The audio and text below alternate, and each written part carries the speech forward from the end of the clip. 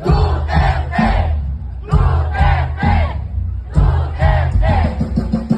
Pero mga kababayan, ano po ang ginawa nila sa tanging presidente na nagparamdam sa atin na tayo ay Pilipino? Ano po ang ginawa nila sa presidente na ipinaramdam sa atin na ligtas tayong maglakad sa kalsada kahit gabi, kahit madaling araw? Anong ginawa nila sa presidente natin na sinumpok ang CCTV and PNDF? Sinumpok ang illegal na droga. Sinumpok ang kriminalidad.